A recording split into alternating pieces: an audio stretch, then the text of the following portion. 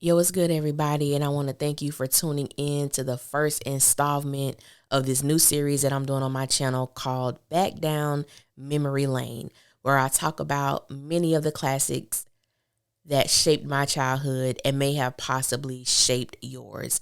The films that I'm going to highlight during this series is going to be those movies that are nostalgic, that takes us back to a place before we knew what love was, before we may have experienced sex, before our eyes was really open to the ups and downs of life.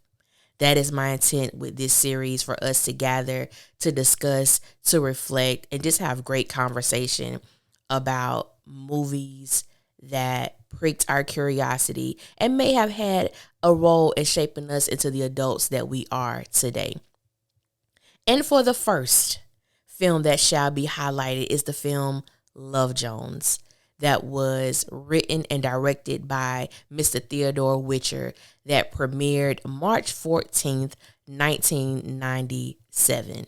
If this is your first time coming to my channel, welcome. If you are a returning family member, then you already know what it is and what it always will be. Be sure to like, comment, share, subscribe, all that good stuff if you choose to. If not, just sit back, relax, and we're going to get right into this thing. Now, this is the synopsis for Love Jones. Darius Love Hall is a young black writer in Chicago who starts dating Nina Mosley, a beautiful and talented photographer. While trying to figure out if they got a love thing or are just kicking it, they solicit the advice of their friends on the matters of sex, love, and relationships. Now, I am not going to assume that everyone who comes across this video has actually watched the film. And if you are one of those who has failed to experience this masterpiece, I need you to make that happen ASAP. But after you watch the video, of course. All right. But I'm going to need you to check out Love Jones if you have never been privy to this beautiful thing that we're about to get into. Now, Love Jones is hands down one of my favorite films. It holds a special place in my heart. The film did a beautiful job exploring the culture of photography, art, jazz, poetry, and the many complexities of black love and friendship. One of the things that I love most about Love Jones is that it is so black. It is so black. The opening scene shows many variations of black women, black men, black children, black laughter, black fun, black families, black life, and most importantly, black love. Now, I want y'all to continue to go on this journey with me. Most reviews start at the beginning and work their way to the end. However, the reviews that I'll be doing for Back Down Memory Lane will not follow a linear journey, meaning it will not be in order. It will not go from A, B, C, D. However, the journey will be just as beautiful. Now, starting off, my favorite scene of this entire film, if I had to choose one, there are many, but if I had to absolutely choose one, it would be the final scene. This here, right now, at this very moment, is all that matters to me. I love you. That's urgent. Y'all know the rest. Okay, I'm trying to keep this review rated PG-13. Okay. Now, I hadn't reached my teenage years when this movie premiered, yet I remember thinking that I couldn't wait for a boy to tell me he loved me, and I couldn't wait to be kissed like that. It was such a strong desire of mine after watching this film. And even as an adult, I live in my head a lot. It's a great thing, but it's not always the best thing. And I believe the reason Love Jones lives in my heart like it does is because it was the first film to spark my curiosity on what it would feel like to be desired and loved in a romantic way. Now, getting to the nitty gritty. When we are first introduced to Nina, she's kissing this fine man, and her engagement ring is intentionally shown to the audience. Then we realize she's daydreaming. So she snaps out of this daydream as her best friend Josie is calling her name. We see in present time, Nina is no longer wearing her engagement ring. It appears that Marvin just up and left, and she's heartbroken about it, which leads Nina and Josie having a night out on the town, and they end up in the Sanctuary, which is a club, and on this particular night is poetry night. This is where Nina and Darius meet for the first time. Now, before I get any deeper into this review, I have to say that Nina and Darius, I felt that this was an indication that me and my best friend were supposed to be together, because my last name is Hall and his last name is Mosley. And for some reason, as a kid, I was like, this is all the sign that I need, that me and him are supposed to be together, because our last names are being echoed out in this movie. Now, was I wrong? Hell yes. And am I happy about it? Absolutely, because he's married with children and he's enjoying his life and I'm enjoying mine. But it's amazing as a child what you actually look as a sign that means you and somebody's supposed to be together. Whew, the naivety of children. Nia Long and Larenz Tate played the hell out of these characters. Okay, I couldn't see anybody else playing these characters. They were young, fresh, vibrant, and they brought such life and complexity and color to these characters. Now, when Nina and Darius meet for the first time, he seemed to be enamored by her beauty, and baby girl seemed as if she liked what she saw as well. Then Darius's nerves kick in because Buddy spills a drink on her, and he has an unlit cigarette in his mouth, and she kind of like chuckles and tells him that maybe he should quit smoking. Now I'm about to give y'all some game. Men and women, I'm about to give y'all some game, because what Darius did next,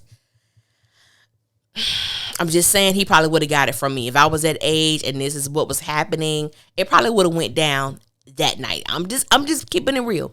So we find out that Darius is a writer, and not only is he a writer, he's a poet, which means he has a way with words. And not only does he have a way with words, he knows how to perform words. And there's a difference, because there's a lot of people who can write and can't perform.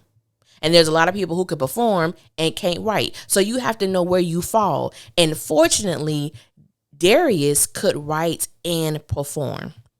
Now, if you are a man or woman out there and you're trying to impress someone, Darius laid the foundation showing us how this thing is supposed to go. You go with your strengths. If you are someone who can cook at an excellent level, you want to impress somebody, cook them your most famous dish.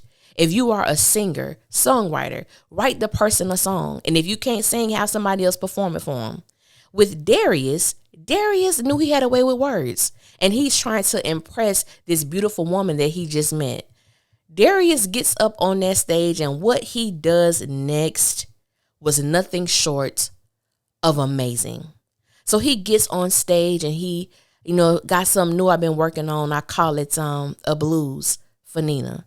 Now, we know damn well that poem wasn't called The Blues for Nina, but he's trying to impress her. So he entitled his poem after her. Now, when I watched this movie as a child initially, I didn't know what the hell that poem was about. Brother to the Night. I didn't know what Brother to the Night was about.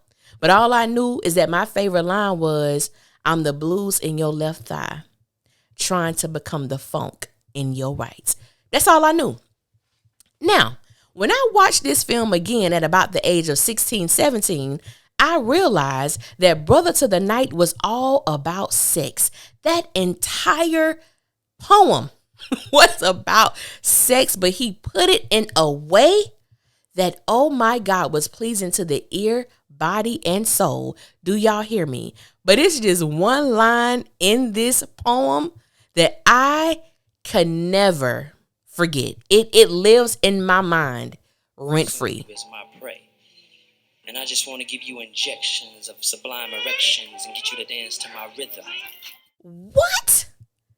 That man said, I just want to give you injections of sublime erections. Are you kidding me? Brother to the Night should be hanging in the Smithsonian. That's how amazing that poem was. That's how passionate that poem was. I have never ever, and it may be some out there, and I've read many poems about sex. This thing was so clever and intuitive and spiritual. I don't even, you have to be on some stuff to understand the spiritual implications that he stated in this damn poem. Okay. That poem was like that. It needs to be hanging up somewhere. It's that deep. It's that good. I'm a sucker for a man who know how to say some stuff. I'm just, let me drink some water. Let me cool down a little bit. So after all of this happens, the poem, she thanks him for her poem, and she was like, appreciate it. He was like, maybe you could write something for me. She said maybe, but it won't be about sex. And then Hollywood, who is played by Bill Bellamy, he says, what's wrong with sex? And Nina says, there's nothing wrong with sex. There are just other topics. So Darius says, like what? So she walks over to him, takes out his pen, and writes the word love on his hand. I said, oh, okay, that was cute. That was cute and sweet, Nina. Okay. So Darius was persistent. He knew he liked what he saw and he wanted to get to know her. So the next time they bump into each other is at the record store that his friend Sheila just happens to manage. And Nina is already there because she had a horrible time at work. I think she got fired or whatever. But she needed an Isley Brothers CD badly, and Sheila didn't have one. So, of course, Darius, gets her information from the check that she wrote. First, he asked her out. She was like, no, it's just bad timing. Then Darius shows up to this woman's house. Never a good thing. Never a good thing, but for the movie's sake, we're going to go along with it, okay? Now, being me and understanding where I'm coming from, like I said, I probably still would have been hot and heavy from the impromptu poem that he did for me. Nina let him in. He had her Isley Brothers CD. He found out that she was a photographer. He told her that she had a great eye. So not only are you great with words, you are esteeming me. You are praising me for the work that I am so passionate about. I said, oh, yes, this is some hot and heavy stuff right here. And so he asked her out again. And she was like, you just don't say no for an answer, huh? He was like, nah. She was like, okay, you're persistent. And he was like, yeah, you'd be surprised how far it can get you. Let me just say, persistence does get you far. But to me, it only works if that person has somewhat of an interest in you. Because trying to be persistent with someone who doesn't see any future with you, who is not the least bit attracted to you emotionally, sexually, mentally, anything like that, intellectually, it's not going to happen. But Nina wanted him. And she was just playing hard to get. That's just what it was. So she agreed to go out on a date with him. And she tells him, like, next time before you come over, you should call first. Because I know you wrote the phone number down. And he was like, yeah, you right. I got your number. I said, I can't. The sexual tension, the buildup of this was so magnetic and magical. So Darius and Nina's first date, he takes her to spend time with his friends. They have a good time. After that, they go dancing at the Wild Hare. They're listening to Jamaican music. They're getting all sensual. They're dancing all up on each other, all of that. So as their night comes to an end, Darius walks her to her door and they share a very passionate kiss. Okay, very passionate kiss. And, Nina lets him know basically, like, I do want this to go further, but I can't go out like that on the first date. Like, come on. And so when he walks away, Darius turns back around and says the biggest lie that exists in this film. Look, Nina, I just want to come up and talk. Now, we knew damn well Darius didn't want to talk. We knew that Nina didn't want to talk. Everybody knew there wasn't going to be any talking going on in that house when she told him he could come in. I said, why y'all be lying like that? When I tell you, and we're going to get into it a little bit later, but when I say that pride and fear are two of the most detrimental things that can exist within a relationship, because it causes us not to be honest. It causes us to live in a state of denial, and it causes us not to be free with our emotional state. And we see all of that play a role in this whole thing with Darius and Nina as we go through the movie. So they've had sex. They had that sex scene. I know some people feel like there should have been more sex scenes in Love Jones. Now, I do know there were multiple scenes that were shot, but a lot of them did not make it into the film. That first scene was enough. That first scene was so good. Like, you understood, yes, they have amazing sex. That was something that we could definitely tell offhand. So the next morning, when you had those moments that was just beautiful, and then you wonder how things gonna be when we wake up, but he was down there cooking, making her breakfast. You put it on somebody. He up making you breakfast, sis. That's the keeper right there. And it wasn't cereal, baby. Okay, an omelet. Everybody can't make an omelet. I'm just putting it out there. He made her a cheese omelet. Everybody can't make an omelet. Omelets are not that easy to make. I'm just saying. I ain't saying I'm a cheap thrill or nothing like that, but an omelet, everybody can't make one. I'm going to just say it like that. So, fast forward, they go to their respective places, and Nina is talking to Josie, and Josie could tell, like, nah, something happened. You keeping something from me. Nina had no intention of telling Josie that her and Darius had sex the night before, but Josie finds out, and Nina was just explaining how great the experience was, and then she left it with that key phrase that echoed throughout this film was, this ain't no love thing, we just kicking it. Darius is playing pool with Savon, and he basically tells him the same thing, how great the night was, how Nina put it on him, how he woke up and made breakfast, and he was like, but this ain't no love thing, we just kicking it. And then Savon tells him, well, one thing in life, my friend, when that Jones come down on you, it could be a mother trucker. Like, we know. And let's pause right there with that Jones, that Love Jones thing. That is such a powerful, powerful emotion. And even though this movie came out in 1997, it's so interesting that how some of the rules that we saw them live by still is applicable in today's time. When you have people that fear of letting someone know how much I really do like you, how much I really do care for you, because the fear of exposing myself and then my emotions not being reciprocated, this person not feeling the same way that I feel. And so I often communicate and ask, well, are your feelings predicated on how the other person feels? If you love someone, you love them. And if they don't feel the same way as you do, it is not a stench on your reputation. It's not a scarlet letter that you need to carry around if a person is not where you are emotionally. Those things happen. But because we do have this sense of pride and fear, it does keep us in a place where who's going to say it first? Oh, it ain't going to be me. I'm not going to get played. So we kind of resort to functioning with somebody, but not being as open and real and vulnerable with them for the fear of being hurt, and for the fear of being misunderstood, and for the fear of them not feeling the same way. And we see this play out throughout this entire film. So after, they have their next sexcapade at his house, he turns down a picture. And we find out later on that picture was of his ex, Felicia. So we have Nina and her ex-fiance, Marvin. We don't know the time frame as to when their relationship ended. And then we have Darius and his past relationship with Felicia. We don't know how long that relationship was or how long it's been since it ended. But we both know that both of these stars of our film both have emotional baggage from a past relationship. So speaking of emotional baggage, if I had to say what was my least favorite my least favorite scene, I enjoyed all the scenes in this movie. But if I had to choose one for the sake of the video, I'm going to say this scene right here. So after Nina and Darius, are intimate for the second time, Marvin decides to pop his Casper ass back into the picture. Because where have you been, sir?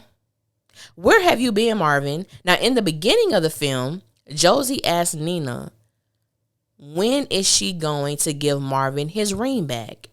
Nina replies, girl, I would if I knew where the hell he was.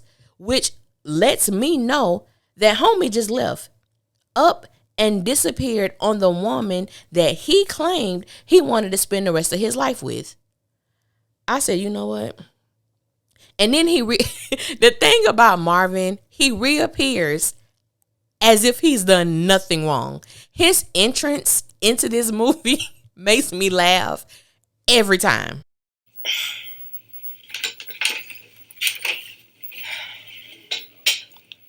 Hey, baby. I would have slammed that door so hard in his face, it wouldn't have been funny. It would not have been funny. He would not have had the opportunity to enter into my house. Not after you left me. I said yes to your proposal and you just left me. Now, I do understand what it's like when an ex still has a hold on you emotionally. But to me, Marvin's offense was so vile, and I'm the type of person where I'm not going to allow the same person to get an opportunity to do something to me twice. Period. Now, I'm gonna pause right there because Marvin is played by Khalil Kain. We also know him as Raheem from Juice, and that man is fine as hell. The eye candy that Love Jones produced was insane. It was absolutely insane and iconic at the same time. So Marvin purchases a train ticket for Nina to come to New York with him. I said, what? I would have rip it up. What you going there for? Why do you need to go there? I'm not understanding. So after Marvin leaves, Josie and Nina have like a little cute lunch date. Nina tells Josie that she needs to find out if she still loves him or not. I said, girl, you don't love that man. Nina, you do not love Marvin. You're in love with Darius. However, both of y'all playing right now. Both of y'all are playing and you're not trying to acknowledge your feelings, nor are you trying to express them. So the easiest thing to do is to allow Marvin to be a distraction. And a lot of us have done that.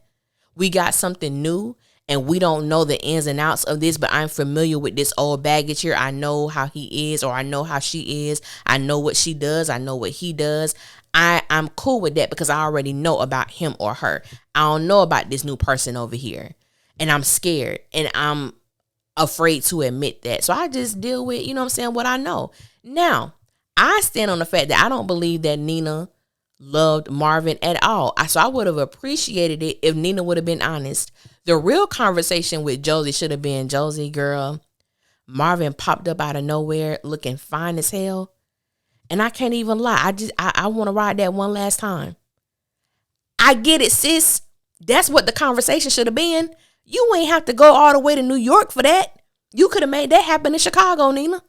But you done hopped your little ass, because I'm going to get in Nina ass and Josie. But you done hop your ass on the train to go to New York. Basically, what she tells Darius is she's going there to look at a couple gigs and shop around.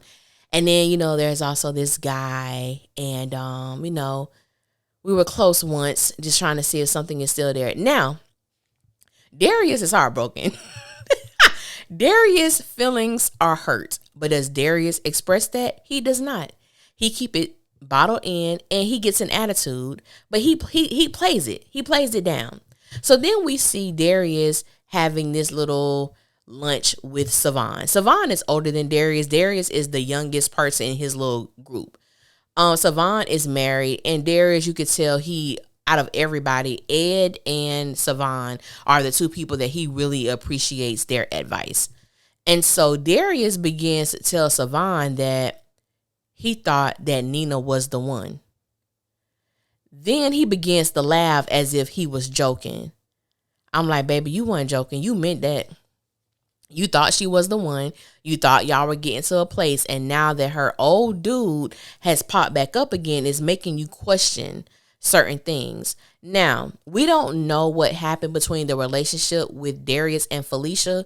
All we know, we will find out later in the film, that he said he messed up trying to be a player. So I'm going to assume that he was cheating on her and she just took what all she could take until she ended it with him. We really never get the indication of what actually happened with Nina and Marvin as to what caused the demise of their relationship. We don't know that. But back to this lunch with Darius and Savon, you know, he begins to laugh and he was like, I'm gonna go refill the beer. And then you see him like, he meant what he said. He loved this woman, but we're not. And I have been in a situation where I was dating this guy and we had not been together long. And every day it appeared like it was a struggle. He wanted to tell me he loved me so bad, but it was like, he was like, I want to tell you I love you, but I feel like we don't know each other like that. Or, we haven't even been with each other that long. Like, I shouldn't be feeling this way.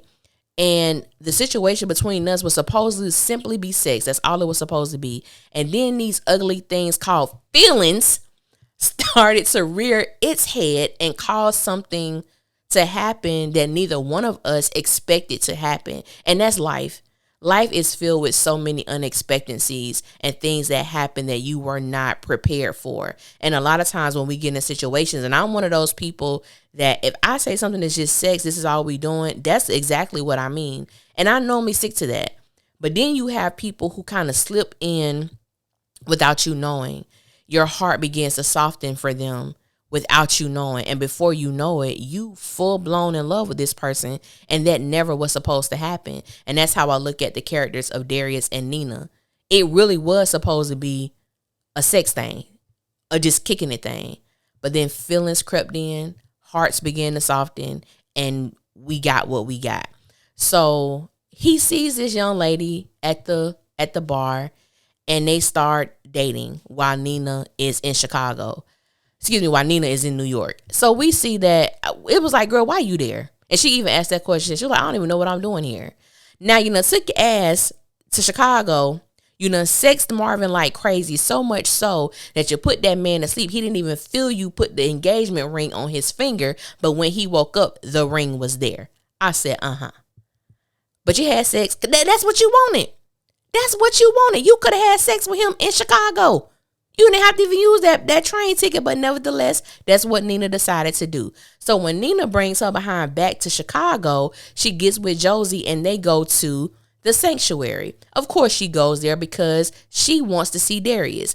But to her surprise, Darius was not there. So her and Josie decide to leave.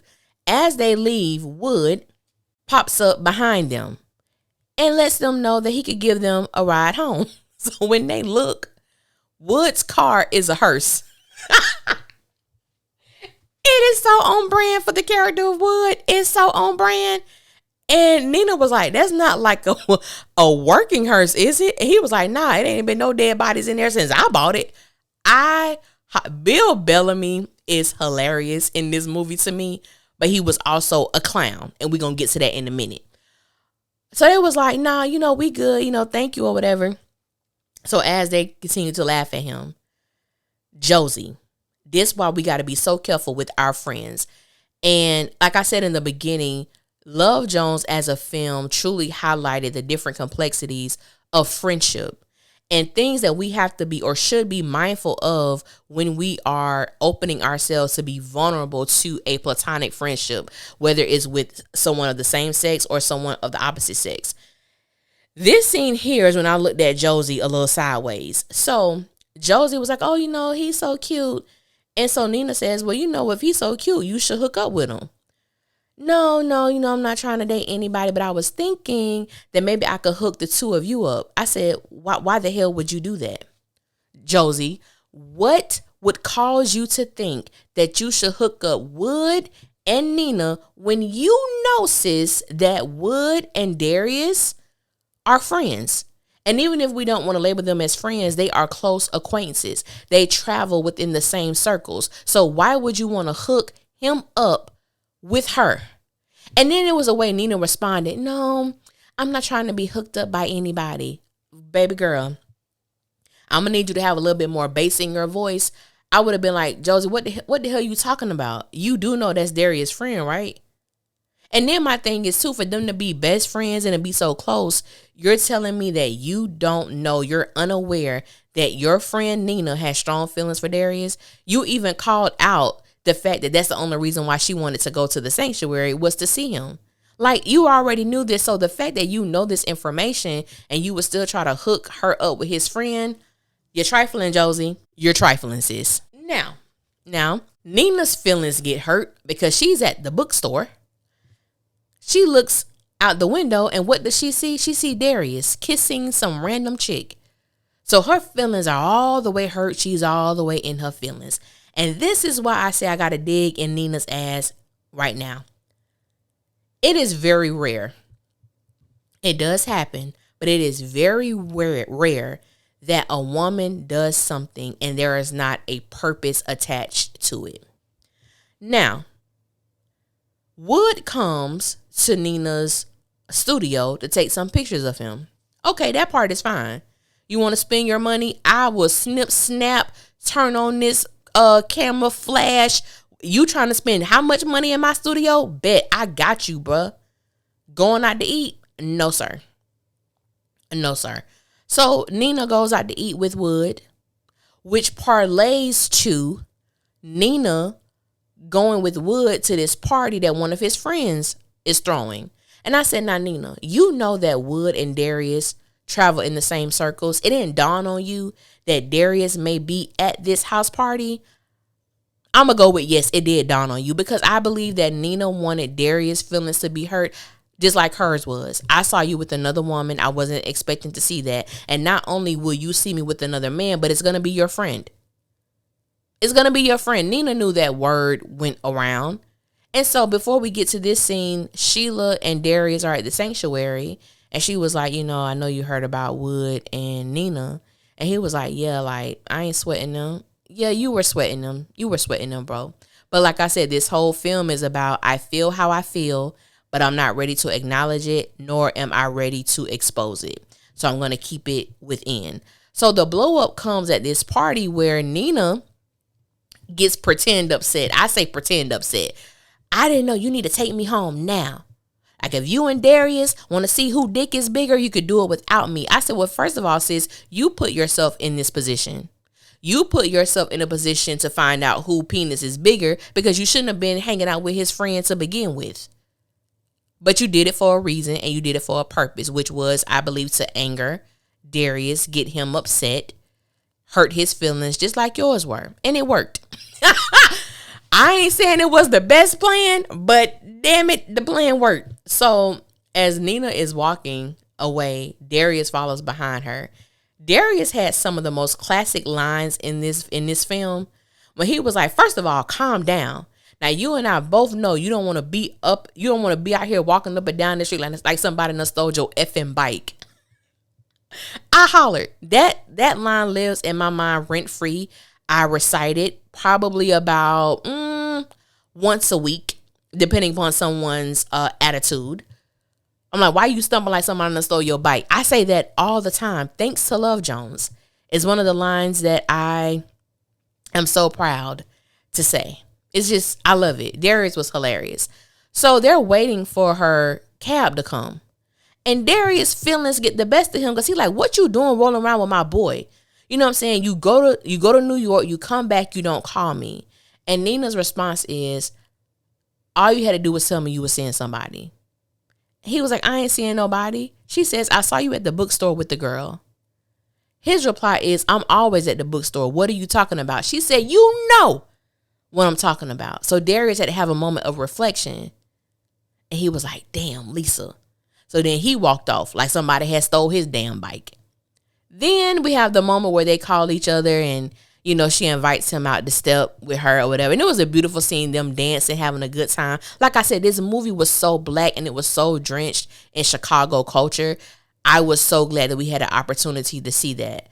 And then what was so interesting is when they got back to her house, because they had sex on their first date, Nina wanted to feel like she was saving something for later. Like she wanted to prove that we could have a good time, go out on a date, and not have sex. I said, girl, why you playing?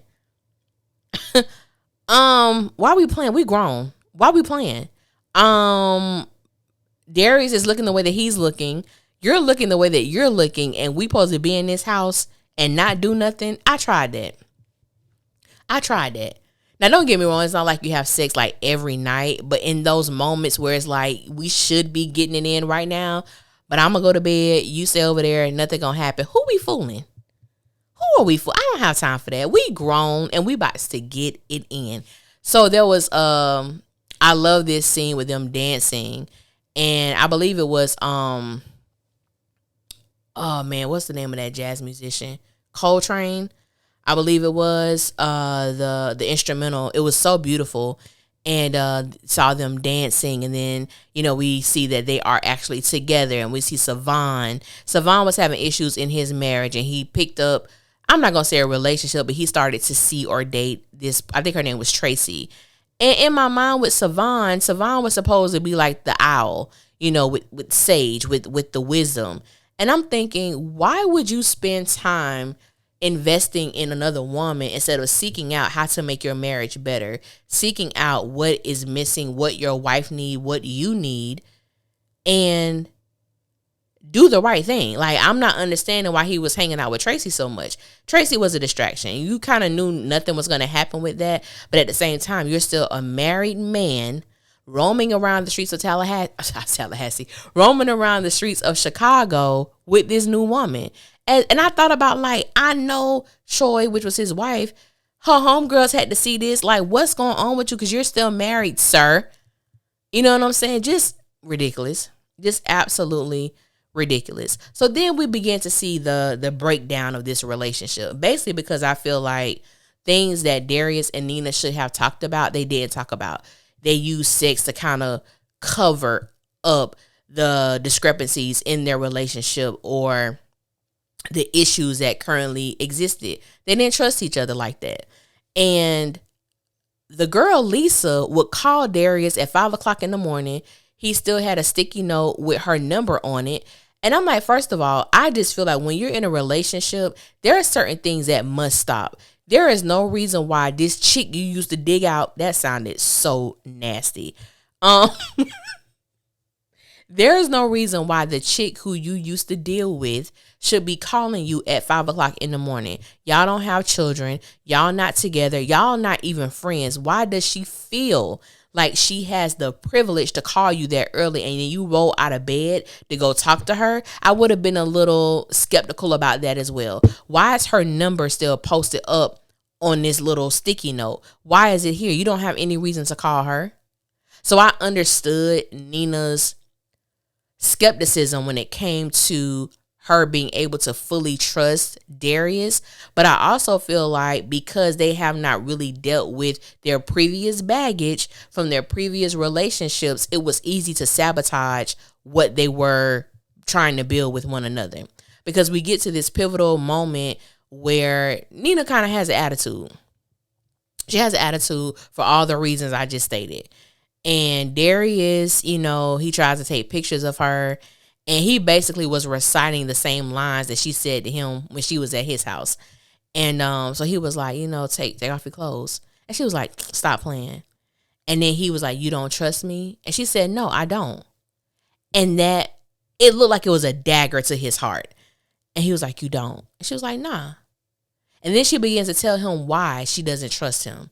The girl calling, her number up, trying to read his mind. Now, I will say this. I'm going to give Darius a little reprieve because I am a writer and I do certain things. When I'm in a mode where I am in a creative space, I don't like to be talked to.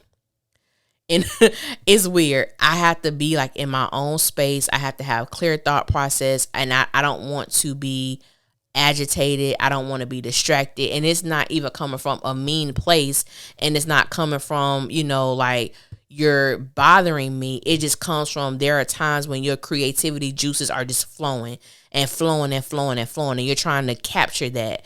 And the littlest things can knock you out of that moment. So I understood where he was coming from. And she was like, you want a beer? And he kind of waved her off like, nah, like leave me alone. And I understand how that could be read as disrespectful or distasteful to do to someone that you're in a relationship with. But I just don't feel like it came from that. I don't think it came from a place of malice. And so Darius was just fed up. And he told Nina, like, you don't know nothing about trust. You went to New York and elfed the old boy.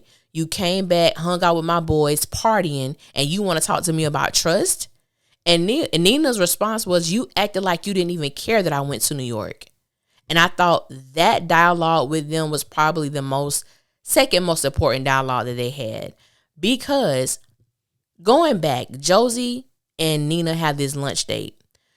Josie tells her, if Darius, tries to act all cool when you tell him about you going to New York, girl, go teach his ass a lesson. This coming from Josie now, the same chick who was trying to hook you up with Darius's friend. She tells you, boy, the advice our friends can give us at times can be the absolute worst. But what did Nina do? She took the advice. Darius played it cool. He acted like he didn't care. And that was facts. He did act like he didn't care. But deep down, he did. He did care. He was hurt that she was leaving because he knew the possibility you're going to see this guy and you're going to have sex with him. So fast forward back, Darius tell her, you know what? You could do both of us a big favor. Just come over to my crib and get your stuff. I don't think that Nina thought it would get to that point, but it did. So she came, got her stuff. You could tell she was crying. And baby girl said, I guess that's everything. Darius said, close my door all the way when you leave. It ain't funny, but it's funny. She threw them keys at him and he caught it.